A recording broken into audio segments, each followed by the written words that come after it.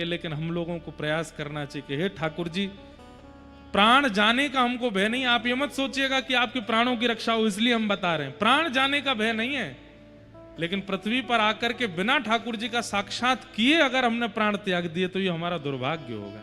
हे नाथ, एक बार आप प्रत्यक्ष दिख जाओ, एक बार आपकी सन्मुख लीला दिख जाए, फिर भले ही प्रलयकालीन समुद्र डुबा दे, फिर भले ही हिमालय की चोटी से फेंक दिए जाएं, फिर भले ही पूरी पृथ्वी पर आग लग जाए, हम जल जाएं, लेकिन एक बार ये तो हो जाएगा कि जन्म सार्थक किया, इन नेत्रों से आपको प्रत्यक्ष देख लिया। इसलिए नाथ कृपा करो।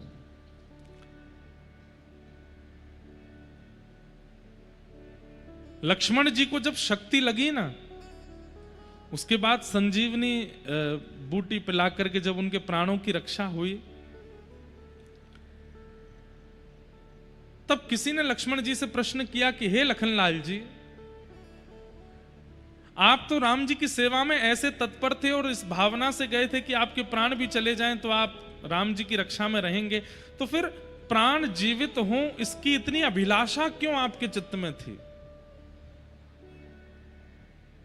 तो लक्ष्मण जी एक बात कहते हैं, बोले मैं 14 वर्ष सोया नहीं, और 14 वर्ष तक न सोने का केवल एक कारण था कि अपने भैया राम जी के सिर पर मुझे अयोध्या का राज मुकुट देखना है, और उसको देखने से पूर्व यदि मेरे प्राण भी जा रहे हो तो मैं उनकी गुहार करूंगा कि अभी प्राण ना जाएं। एक सवैया जैसा गाया जाता है, कागा सब तन खाइयो, मेरो चुन चुन खइयो मांस, दोने नामत खाइयो, मोहे पिया मिलन की आश। हे कागा, मेरे प्राण चले जाएं तो सब खा जाना, बस नेत्र मत खाना। क्यों? क्योंकि अंतिम श्वास तक भी एक उम्मीद है कि शायद ठाकुर जी आएंगे और मेरे नेत्रों को दिख जाएंगे। तो ये जो परिस्थिति पूरे विश्व में चल रही है, इससे रक्षा, प्राण बचे हमारे, वो प्राण बचा करके धन कमाना है, ऐश्वर्य कमाना, उसके लिए हम नहीं कह रहे हैं। प्राणों की रक्षा इसलिए हो कि एक बार राधारमण जी को सचल देख तो लें, उसके बाद भले प्रलय आ जाए, जो होना हो जाए, एक बार देख तो लें ठाकुर जी को, जिसके लिए इतनी कथाएं सुन रहे हैं, करा रहे हैं, कर रहे हैं, उन ठाकुर जी को देख तो लें एक बार। ऐसी भावना है। इसलिए भैया ये श्राद्ध पक्ष अभी चल रहे हैं, अपने अपने पितरों का स्मरण करके उचित रूप से, जैसे आपके कुल पुरोहित और प्रांत का नियम हो, मध्य प्रदेश के अलग नियम होते हैं, उत्तर प्रदेश के अलग हैं, दक्षिण के अलग हैं, तो जैसे प्रांतों के नियम हैं वैसे नियम से आप लोगों को अपने श्राद्ध कर्म और आदि आदि कर्मों को करना चाहिए। अभी सूर्य ग्रहण आएगा ना, उसके विषय में हम कल बता देंगे कथा में, आप सब लोग उसका फिर उसी रूप से विधिवत पालन कीजिएगा, क्या करना चाहिए क्या नहीं। चंद्र ग्रहण तो निकल गया, अब सूर्य ग्रहण आने वाले हैं, उसमें क्या क्या भाव करने से लाभ क्या होता है ये हम नहीं बताएंगे, हानि क्या होती है ये जरूर बताएंगे कि हानि क्या क्या होती है अगर नहीं करोगे तो। क्योंकि जैसे लाभ पता चल जाता है तो लोग बाग उसको ज्यादा लेते नहीं है सीरियसली, ठीक है ये तो पुण्य ही पुण्य बताते रहते हैं, जब देखो कथावाचकों पर और कोई काम ही नहीं है, इससे ये पुण्य होता है, इससे पुण्य होता है। तो हमने अपनी भाषा बदल ली है कि हम लाभ नहीं बताएंगे, हम हानि बताएंगे कि अगर ग्रहण काल में कोई व्यक्ति चूक जाता है तो उसकी हानि क्या होती है। अब साइंटिफिक रीजंस देने वाले सोलर एक्लिप्स और लूनर एक्लिप्स को अलग ढंग से देखते हैं, पर आप ये मान लीजिए कि आपका हिंदू वैदिक सनातन धर्म लाखों साल पुराना है और लाखों वर्ष पहले लिख दिया गया है कि सूर्य ग्रहण पर यह होता है, चंद्र ग्रहण पर यह होता है। और आपको एक और बात बताएं, 100 साल के अंदर कब कब ग्रहण पड़ने वाला है ये पूरे विश्व में केवल सनातन धर्मियों को ही पता होगा। बाकी के लोगों को तो सैटेलाइट के थ्रू देखना पड़ता है कि कब लूनर एक्लिप्स है, कब सोलर एक्लिप्स है, पर हमारे यहाँ पंचांग का निर्माण होता है तो 100 साल की पंचांग में लिख दिया जाता है कि कौन सी तारीख को कितने बज के कितने मिनट पर ग्रहण होगा, सब पहले ही निर्मित हो जाता है, सब जानते हैं। इसलिए कई साइंटिफिक रीजंस देने वाले वो आपको रोकेंगे, टोकेंगे, ऐसा कुछ नहीं है, ये नहीं है, वो नहीं। आप अपनी बात अपने, वो कहना तुम्हारी बात मान ली, लेकिन हम अपने धर्म का पालन करेंगे, जो हमारे यहाँ नियम है हम उसी से ही उसको करेंगे।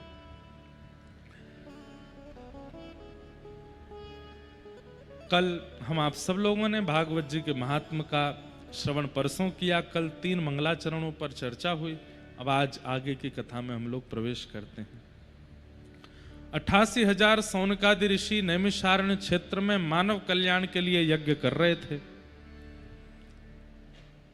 लेकिन यज्ञ से उनको कल्याण होगा ऐसा अनुभव नहीं हो रहा था। एक बात हम आपको बताएं, सत्संग करने वाले व्यक्ति को आभास होने लगता है, पूर्वाभास। पूर्वाभास किसको कहते हैं? जैसे आप कुछ क्रिया करने जा रहे हो, उससे पहले ही आपको आभास हो जाएगा कि इस क्रिया से लाभ होगा कि हानि होगी। ये सत्संगी व्यक्ति के साथ में होता है। जो व्यक्ति सत्संग नहीं करता ना, उसको आभास नहीं होता, वो बस करने लगता है, फिर हानि जब हो जाती है फिर रोता है।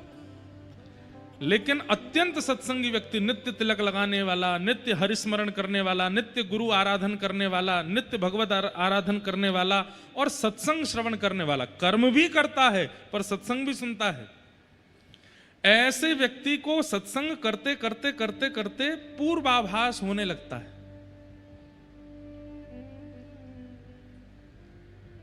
आपने अपनी पुत्री के लिए कोई वर ढूंढा, इसका ब्याह इनसे कराएं, तो वर के सामने आते ही और उसके परिवार के सामने आते ही आपको नेगेटिव वाइब्स आने लग जाएंगे। भले ही वो करोड़पति हो, भले ही वो पढ़ा लिखा डॉक्टर इंजीनियर हो, लेकिन आपका मन नहीं मानेगा कि इससे अपनी पुत्री का ब्याह करूं। ये पूर्वाभास, ये सत्संगी को होता है। कहां जाना चाहिए, कहां नहीं जाना चाहिए, इसका मतलब हम ये नहीं कह रहे कि आप कोई त्रिकालदर्शी हो जाते हो और कहीं अभिमानी मत बन जाना भैया, कहीं त्रिकालदर्शी हो जाओ और हमको तो सब पता चल जाता है। नहीं, ये हम आपको अपना अनुभव बता रहे हैं। कथा करते करते अभी हमको 10 वर्ष ही हुए हैं, ज्यादा समय नहीं हुआ। 10 वर्षों में कथा की कृपा से बहुत कुछ अनुभव किया जीवन में, और उसमें एक अनुभव यह भी है, पूर्वाभास। हमें खरगोन में घटने वाली कई घटनाओं का पूर्वाभास हो जाता है। जगन्नाथपुरी में कथा होगी, वहां क्या क्या होने वाला होगा, उस ऐसा नहीं, सब कुछ बहुत छोटा छोटा।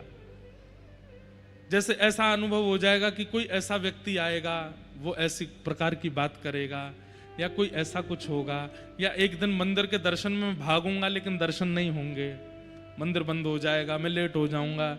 ऐसे कुछ ना कुछ पूर्वाभास होते हैं, और ये केवल मुझे नहीं हो रहे हैं, हर सत्संगी व्यक्ति को होने लगता है। पूर्व आभास और दूसरा पूर्व के किए हुए कृत्यों का प्रायश्चित बोध। मैंने कल क्या किया, परसों क्या किया, तरसों क्या किया, अब वो उसमें से क्या गलत था जो मुझे आगे नहीं करना, उसका बोध, ये भी सत्संग कराता है। गैर सत्संगी व्यक्ति परसों क्या किया भूल और जाता उसको, अच्छा तुमको बुरा लग गया था मेरी बात का, उसको पता ही नहीं रहता। लेकिन सत्संगी व्यक्ति को पता होता है कि मेरी किसी बात से किसी को पीड़ा हुई थी, आगे से मुझे ऐसा नहीं बोलना। सत्संग केवल भगवत प्राप्ति नहीं कराता है, आपका श्रृंगार करता है। वास्तव में मानव जैसा होना चाहिए, उसको मानव बनाता है सत्संग।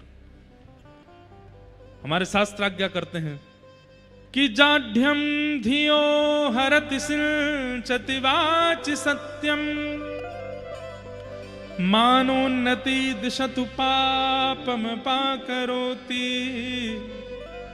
लक्ष्मी तनोति वितनोति च दिक्षु कीर्ति, सत्संगति कथय किम न करोति पुंसा। सत्संग सब कुछ देता है, और उसमें सबसे पहला पूर्वाभास। व्यक्ति की शब्दावलियों से, व्यक्ति के नैनों के मटकाहट से, व्यक्ति के उठने बैठने के ढंग से आपको पता चल जाएगा कि ये व्यक्ति संबंध बनाने योग्य है कि नहीं। 3 चीजें होती हैं। किसी भी व्यक्ति को, अब एक तो हम अभी बता देते हैं तीनों चीजें, बाकी ये तीनों बतानी नहीं पड़ेंगी, सत्संग करने वाले व्यक्ति को अपने आप आभास होगा। नेत्रम वक्त्रम विकारेण, सबसे पहले किसी भी व्यक्ति से मिलिए, उसके नेत्रों में देखिए, अगर उसके नेत्रों में बहुत चपलता हो, चंचलता हो, 2 मिनट में इधर घूम जाते हैं, फिर इधर घूम जाते हैं, और ऐसे टेढ़ी टेढ़ी नजर करके देखते हैं, सीधे देख सकते हैं लेकिन ऐसे ही देखते हैं, कथा जब होती है तब सोए सोए से हो जाते हैं, और जब पिक्चर चलती है तब आंखें जो हैं वो ऐसे खुल जाती हैं 440 वोल्टेज हो गया हो। सबसे पहली पहचान व्यक्ति के हृदय की उसके नेत्रों से होती है। वो परिस्थिति में कैसे नेत्र रखता है, बहुत बड़ी पहचान है। कई लोगों को आप शादियों में देखेंगे, शादी ब्याहों में उनके नेत्र वो यही देख रहे होते हैं, कितना लेन देन हो रहा है, कितना दिया जा रहा है, कितना लिया जा रहा है, कितना दिया, कितना किया, क्या हुआ, कौन क्या पहन के आया, क्या नहीं पहन के आया, वो इसी में ही है। और ऐसे लोग कथा में भी यही देखते रहते हैं, कथा सामने चल रही पर वो पीछे देख रहे हैं, वो क्या पहन के आया, वो क्या लेके आया, वो क्या करे। नेत्रों की स्थिति आपके हृदय का परिचय कराती है। कई लोग ऐसे बैठे होते हैं कथा में, हमको तो सब दिखते हैं, 3 घंटे वो पलक भी नहीं झपकते, वो ऐसे ही देखते रहते हैं और सुनते रहते हैं। और सबसे बड़ी बात बताएं, जिसका पूरा स्ट्रक्चर सीधा, सिर भी सीधा, गर्दन भी सीधी, अंग भी सीधे, एक आसन में, और जो ऐसे बैठकर पूरी कथा सुन रहा होता है, समझो एक एक शब्द भीतर प्रविष्ट हो रहा है। तो सबसे पहला व्यक्ति का परिचय कराता है उसके नेत्र। नेत्रों में यदि बहुत चपलता है तो इसका मतलब मन एकाग्र नहीं है व्यक्ति का, लेकिन नेत्र धीर हैं, गंभीर हैं, एकाग्र हैं,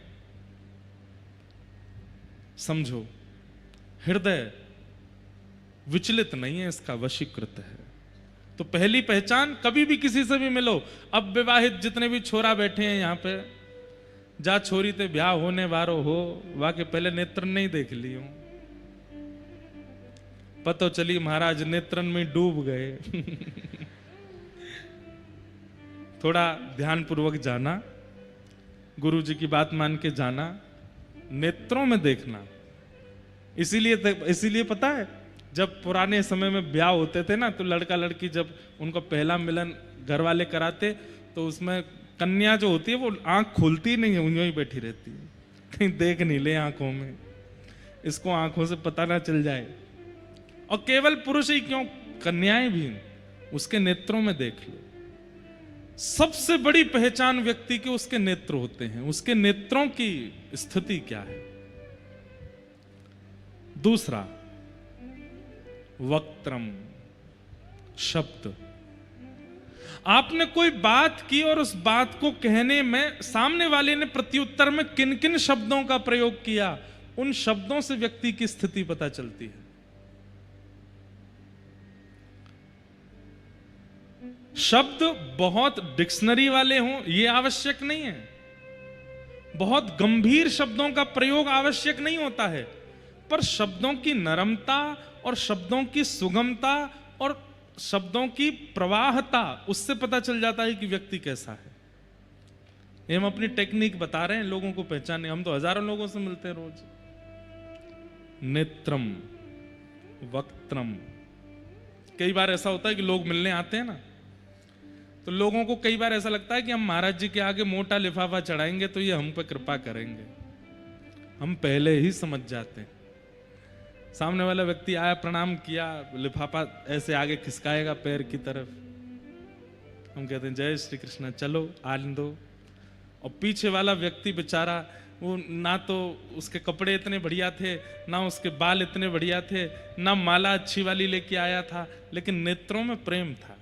और उसको देख के फिर मन होता है कि इसको थोड़ा पुचकार ले, इसको थोड़ा माला वाला पहना दें, इसको थोड़ा हृदय से लगा ले। तो कई लोग चिढ़ जाते हैं इस बात से, बोले वो व्यक्ति, हमने बुलाया महाराज जी को, ये उस व्यक्ति से इतना प्रेम क्यों कर रहे हैं। और ये स्थिति पता चल जाती है। और ये मेरे साथ ही नहीं, आपको भी होगा। जब आप सत्संगी बनने लग जाएंगे आपको भी अनुभव होने लग जाएगा कि कौन उचित कौन अनुचित है। नेत्रम वक्त्रम वाणी, शब्द बताते हैं कि व्यक्ति कैसा है। और तीसरा विकारेण, सिर से लेके पैरों के खड़े होने की अवस्था, बैठने की अवस्था, लेटने की अवस्था, खाने की अवस्था, एक एक अवस्था से पता चलता है कि व्यक्ति कैसा है।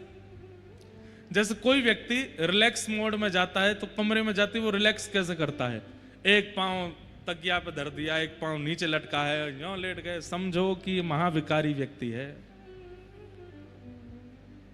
भाई रिलैक्स भी करता है तो सीधा सीधा ये आराम से, तो समझो कि इसका चित्त एकाग्र है। कई लोग भोजन करते हैं, भोजन करते समय कुछ भी खा रहे हैं।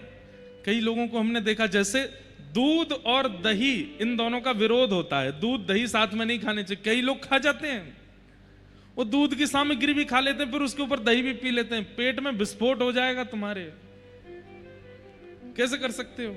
तो कई लोग कर लेते हैं। और एक हमारे पंडित जी हैं, यहां तो नहीं आए वो तो मुझे चैलेंज करते हैं, बोले मुझे चाय पिला दो फिर छाछ भी पिला दो, मैं ठीक रहूंगा। मैंने भाई तो कैसे कर लेते हो आप ऐसा? पर ये भोजन में जो ये विकार है, ये कहीं ना कहीं हृदय की स्थिति बताता है। बहुत तीखा खाने वाला व्यक्ति, बहुत ज्यादा गरम गरम प्रसाद पा लेने वाला व्यक्ति, जैसे मंदिरों में प्रसाद जब पाते हैं ना तो वो अमूमन ठंडा ही हो जाता है, क्योंकि ठाकुर जी को भोग लगा, उसके बाद रोटी भी ठंडी, दाल चावल सब ठंडे ही हो जाते हैं। उसके बाद कई लोगों को भाता नहीं, वो उसको फिर ओवन में गर्म करते हैं फिर पाते हैं। विकार युक्त प्रसाद पाने वाला व्यक्ति, उसका भी हृदय बता देता है कि ये उचित नहीं है। बहुत तीखा खाना, बहुत ऐसा रहना, ये भी उचित नहीं है। और खाते समय बहुत गिरना, यहां भी गिर रहा है, वहां भी गिर रहा है, कपड़े पे भी गिर रहे हैं, मुंह पूरा सन गया है, दोनों हाथों से खा रहे हैं, इससे भी खा रहे हैं। इससे तो खाना ही नहीं चाहिए। अपने उल्टे हाथ से तो थाली भी स्पर्श नहीं करनी चाहिए सन्मुख रखने के बाद। पर हम लोग अंग्रेज हो गए हैं, शादियों में भी बुफे चलता है, एक हाथ में लेके उससे डालते रहते हैं, खाते रहते हैं। नहीं, विकारेण। आप आराम कैसे करते हो, आप भोजन कैसे करते हो, आप एकांत में बैठते कैसे हो, आप लेटते कैसे हो, सोते कैसे हो, स्नान कैसे करते हो, एक एक प्रक्रिया आपके हृदय की गति बताती है। और जो व्यक्ति इन तीनों में निपुण होगा, नेत्र गंभीर हैं, वाणी भी सधी हुई है और विकार आकार भी शुद्ध है, उस व्यक्ति का हृदय निश्चित एकाग्र होगा, विचलित नहीं होगा। और यह पता चल जाता है एक वैष्णव व्यक्ति को, एक सत्संगी व्यक्ति को, इन तीनों से पता चल जाता है कि व्यक्ति कितना संबंध बनाने योग्य है, कितना समीप बुलाने योग्य है।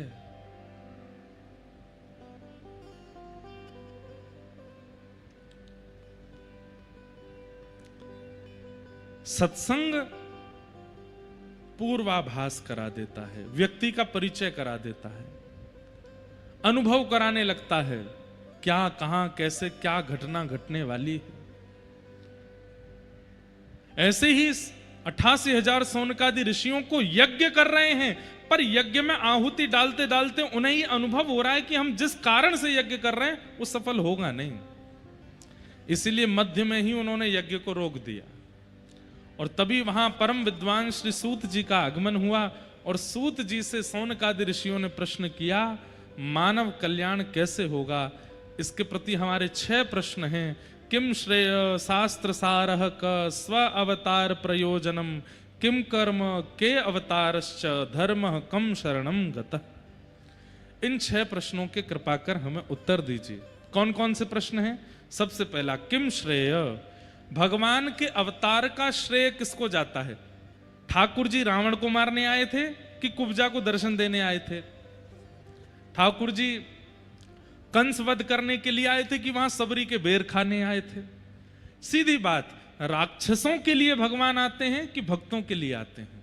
भगवान के अवतार का श्रेय किसको जाता है? पहला प्रश्न। वाल्मीकि रामायण में एक बहुत सुंदर प्रसंग आता है। जब विभीषण शरणागति के लिए आए तो भगवान ने विभीषण को देख करके एकांत में जाकर के सारे अपने बानरों की और जो भी थे साथ में सबको बुला करके एक मीटिंग की, और राम जी ने सबसे पूछा, बताइए विभीषण शरण में आया है, इसको लेना चाहिए कि नहीं? सब अपना अपना मत रख रहे थे, ले लीजिए, कोई कह रहा था मत लीजिए, कोई कह रहा था ले लीजिए।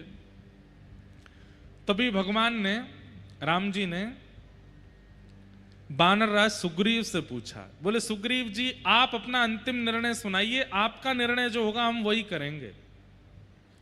तो सुग्रीव जी को थोड़ा सा मान हो गया, बोले राम जी सबके सामने कह रहे हैं, मैं जो कहूंगा वो करेंगे।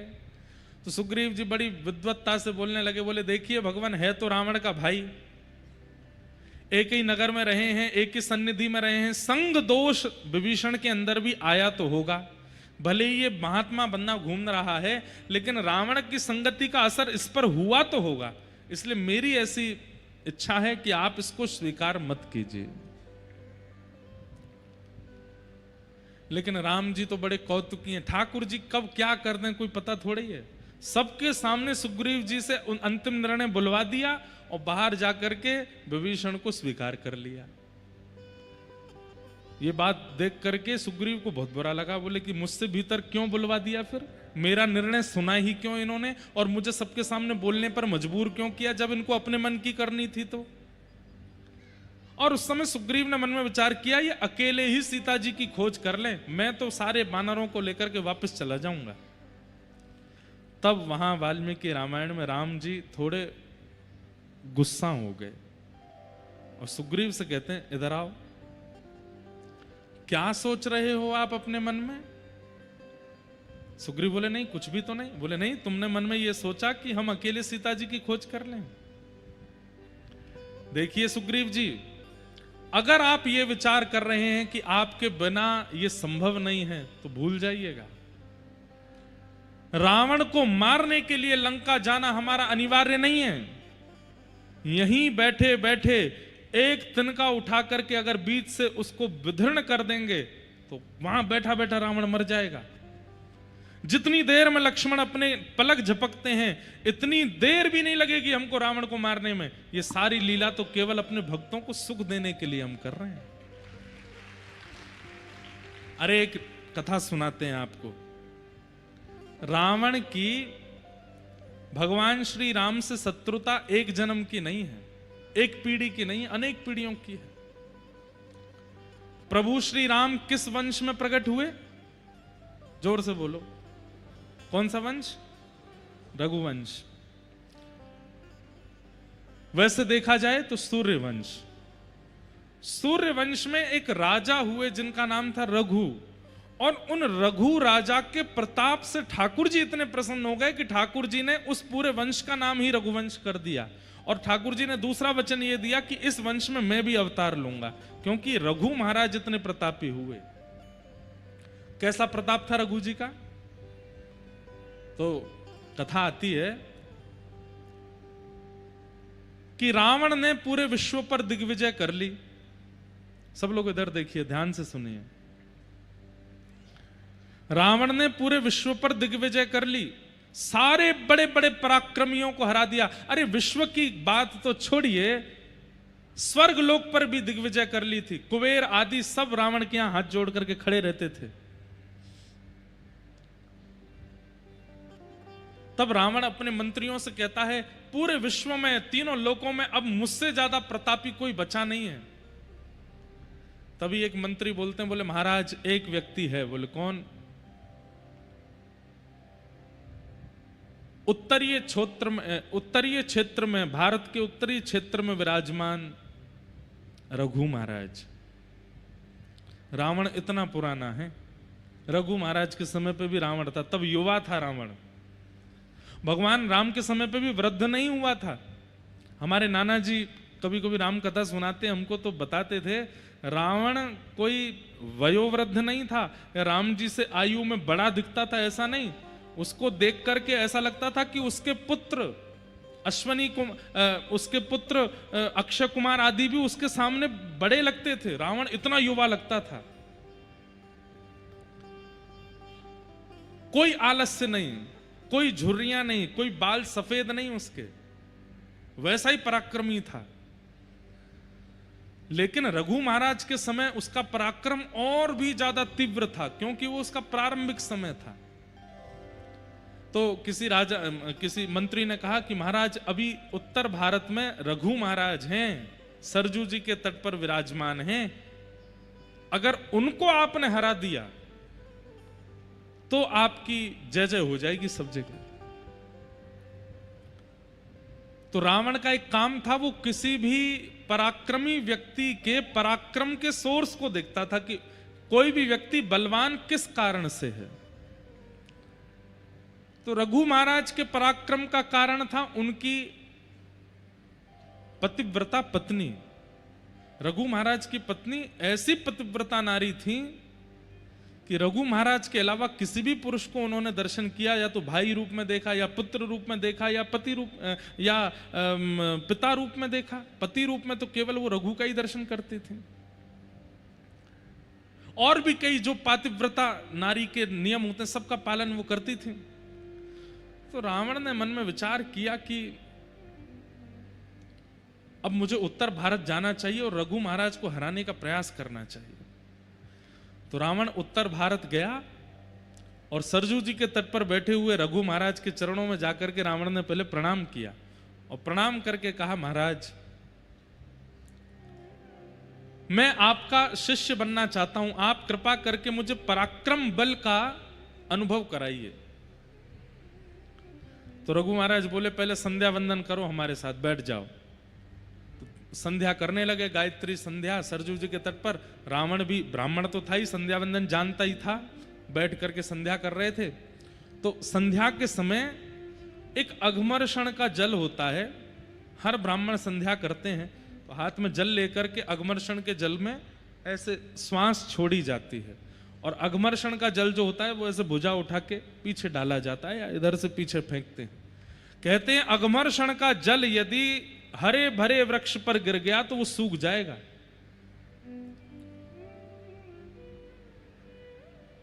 रघु महाराज जब अघमर्षण का जल हाथ में लेकर के बैठे थे तभी उनके चिंतन में आया कि दक्षिण भारत में कोई एक गरीब ब्राह्मण है, उसके पास एक गैया है और उसके गाय के ऊपर एक शेर ने आक्रमण कर दिया है, और वो ब्राह्मण विचलित होकर के गुहार कर रहा है, प्रार्थना कर रहा है, मेरी गैया को बचा लो, मेरी गैया को बचा लो, मेरे भोजन का कारण केवल ये गाय है, इसकी रक्षा कर लो। लेकिन कोई भी रक्षा नहीं कर पा रहा था। तब उस ब्राह्मण ने दक्षिण भारत में बैठे बैठे मन में विचार किया कि अगर रघु महाराज यहाँ होते तो मेरी गाय की रक्षा करते।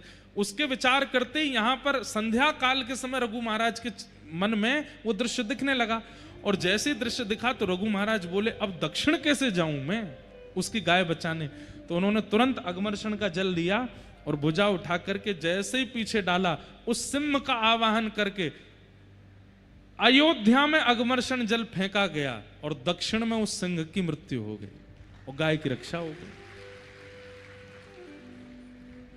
बगल में बैठा रावण क्या कर रहा था, वो इनके मन में प्रवेश करके मन में क्या चल रहा है वो सब देख रहा था। तो रावण ने इस दृश्य का दर्शन कर लिया। रावण ने तुरंत संध्या पूरी होते ही कहा, आपने यहां बैठे बैठे उसकी गाय की रक्षा कर ली, ये तो अद्भुत है, आप कैसे कर लेते हैं ये। रघु महाराज बोले, कुछ दिन रहो, सिखाएंगे तुमको भी। रावण सीखने लगा, शिष्यत्व ग्रहण कर लिया रघु महाराज का। कुछ दिन बाद रावण ने प्रार्थना की, बोले भगवान आप कृपा कीजिए, हमारी लंका नगरी दर्शन करने के लिए चाहिए, मेरी लंका में एक बार चरण पधरा दीजिए।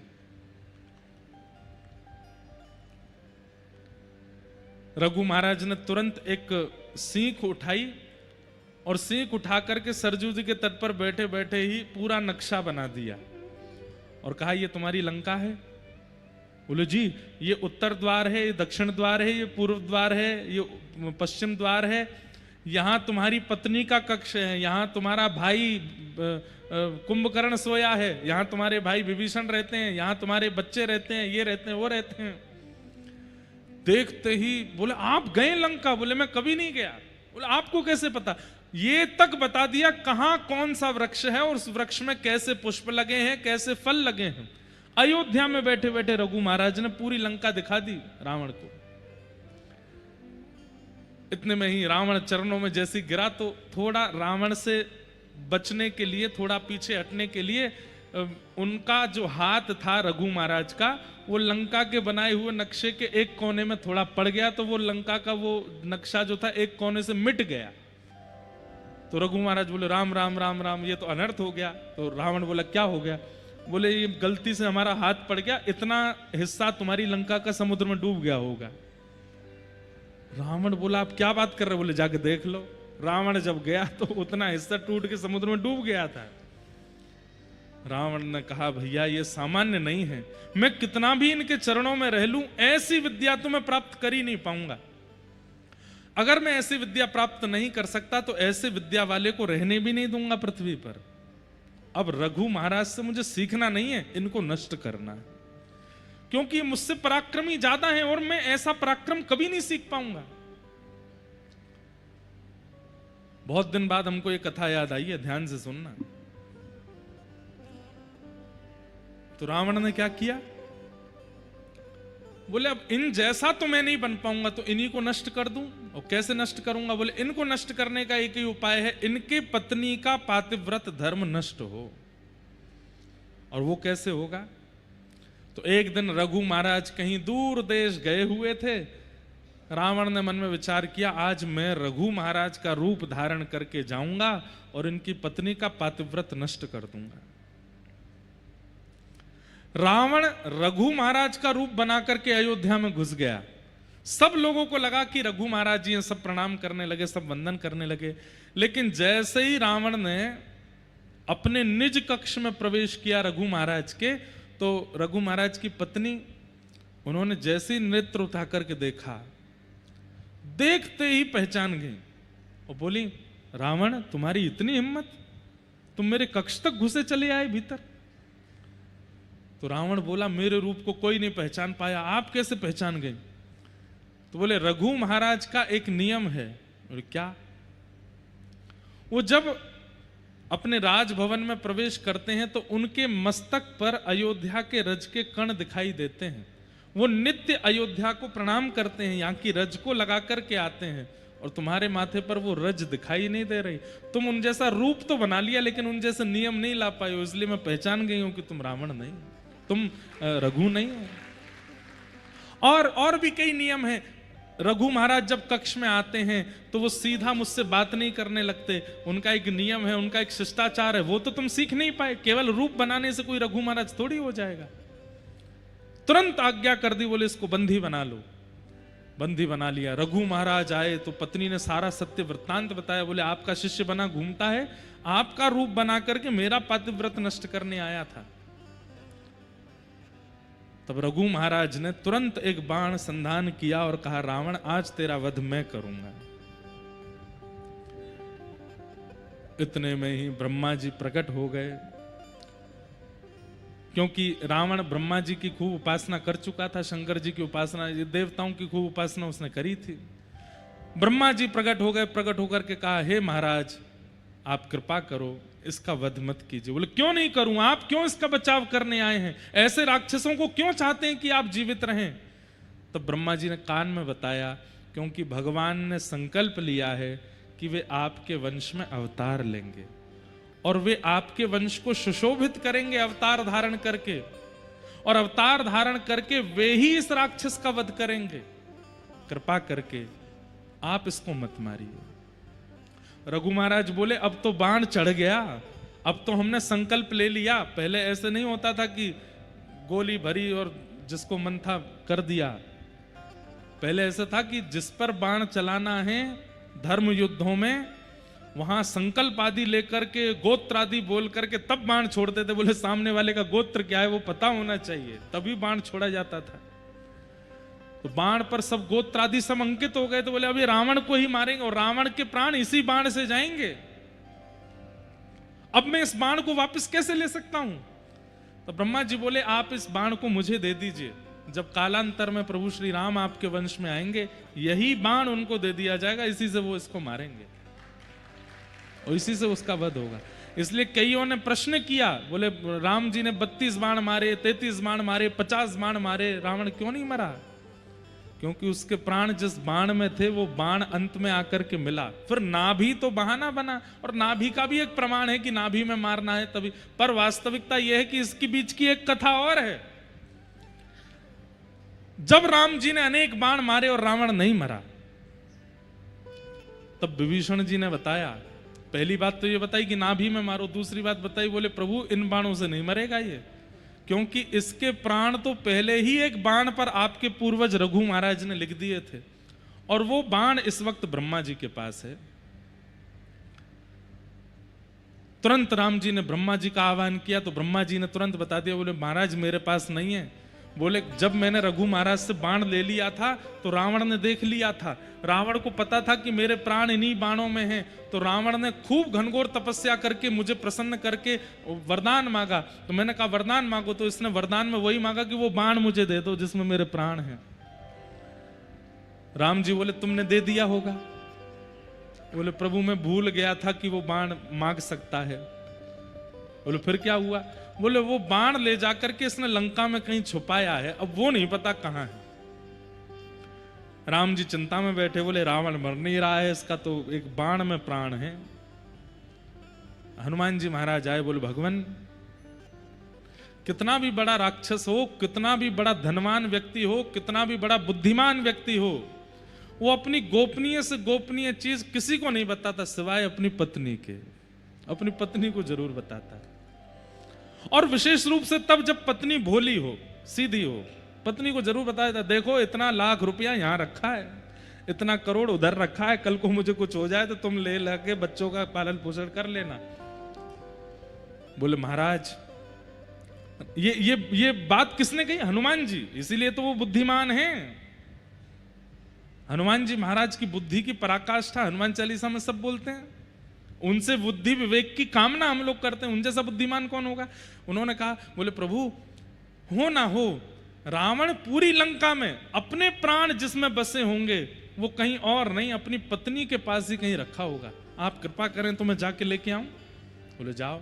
तो हनुमान जी ने एक बटुक ब्राह्मण का रूप बनाया, पहुंच गए मंदोदरी के पास। अब मंदोदरी तो रो रही थी और रो करके बस प्रार्थना कर रही थी, हे महादेव मेरे पति की रक्षा करो, मैंने सुना है इतने बाण राम जी ने चला दिए, अभी तक तो सब ठीक है, कृपा करके मेरे पति की रक्षा करो। इतने में ही हनुमान जी आ गए ब्राह्मण का रूप धारण करके। तो मंदोदरी के पास जैसे ही पहुंचे तो ब्राह्मण देख करके और चरण पकड़े, हे विप्र देवता आप मेरे पतिदेव को आशीष दीजिए ना, उनका बाल बांका ना हो, ये राम जी तो भगवान है, ये उनको मार ही देंगे, मेरा सुहाग चला जाएगा, कृपा कीजिए ना। देवी तुम क्यों रोती हो? अरे तुम भूल गई क्या? और हनुमान जी ऐसे बात कर रहे हैं जैसे इनको सब पता है। तुम भूल गई क्या? क्या? अरे एक बाण है जिसमें रावण के प्राण बसते हैं, और वो बाण यहीं लंका में ही उसने छुपा रखा, जब तक वो बाण नहीं मिलेगा तब तक राम जी उसको कैसे मार देंगे? अब ये तो हो गई थी हजारों साल पुरानी बात। मंदोदरी बोले, अरे हाँ वो बाण तो मेरे ही भवन में रखा है। हनुमान जी बोले पता तो चल गया है, एग्जैक्ट हाउस नंबर और पता चल जाए वो कैसे पता चलेगा? तो हनुमान जी ने एक तकनीक बताई, बोले सुनो देवी, बाण तुम्हारे भवन में है, ये बात बस मैं और तुम जानते हैं, लेकिन देवी अगर तुम चाहती हो कि रावण की रक्षा हो, अपने उस भवन में जाओ,